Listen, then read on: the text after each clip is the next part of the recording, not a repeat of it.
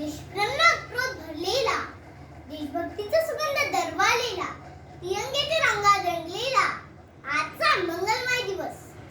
सन्माननीय व्यासपीठावरील मान्यवर, वंदनीय गुरुजन वर्ग आणि माझे देशबांधवांनो, सर्वजण या मंगलमय दिवसाची पाहत होते आतुरतेने वाट. सर्वजण या मंगलमय दिवसाची पाहत होते आतुरतेने वाट. उजाडली आहे आज प्रजासत्ताक दिनाची पहाट. भारत मातेला वंदन करून मी कुमारी शौर्याबाई पंडित फर्स्ट बी जेएसएम स्कूल खोपोली ची विद्यार्थिनी करते भाषणाला सुरुवात. आज 26 जानेवारी प्रजासत्ताक दिन. आज आपण हा दिवस मोठ्या उत्साहात आणि आनंदात साजरा करत आहोत. मित्रांनो, स्वातंत्र्याचा सूर्योदय जरी 15 ऑगस्ट 1947 रोजी झाला असला तरी या स्वातंत्र्याला आकार देणारा दिवस म्हणजे 26 जानेवारी 1950 होय. डॉक्टर बाबासाहेब आंबेडकरांच्या हातून मूळ स्वरूपात आलेली राज्यघटना 26 जानेवारी 1950 रोजी लागू झाली आणि आपला भारत देश लोकशाही प्रजासत्ताक देश बनला. मित्रांनो, आज आपण इथे प्रसन्न मनाने हसनमुखाने बसलेले आहोत. आजचा सुवर्णमय दिन पाहण्याचे भाग्य आपणास लाभत आहे. पण स्वातंत्र्याची कथा फार मोठी आहे. जाने कितना मिटे है तब हमने आजादी पाई है. गणतंत्र दिवस की लालिमा आज सब पर चाहिए. गणतंत्र दिवस की लालिमा आज सब पर चाहिए. वीरांचे बलिदान, महापुरुषांचे महान कार्य यातूनच स्वातंत्र्याचे स्वप्न साकार झाले. महापुरुषांनी, क्रांतिकारकांनी या देशासाठी आपले जीवन वेचले, बलिदान दिले. या देशासाठी आपण काय करत आहोत? केवळ सोशल मीडियावर प्रजासत्ताक दिनाची शुभेच्छा देणे म्हणजे देशप्रेम नव्हे, तर रक्ताची गरज असणाऱ्या एखाद्या मुलाला रक्तदान करणे, त्याला जीवदान देणे हे देखील देशप्रेमच आहे.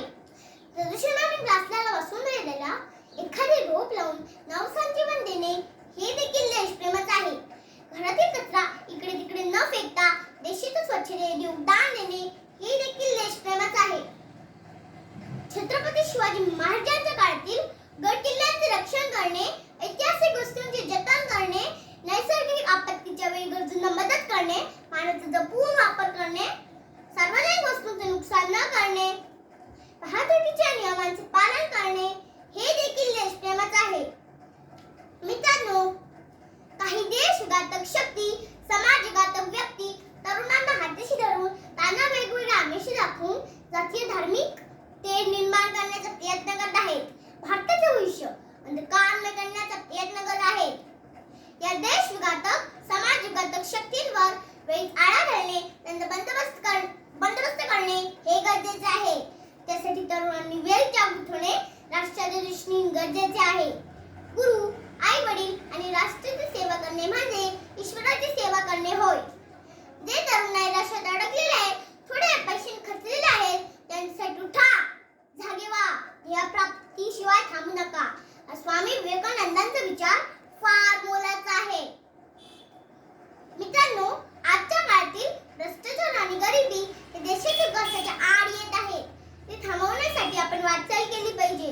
देशहितकारक काम करण्याची प्रतिज्ञा घेतली पाहिजे आणि आपला भारत देश समृद्ध केला पाहिजे. ही आपल्या देशासाठी आपली खरी मानवंदना ठरेल.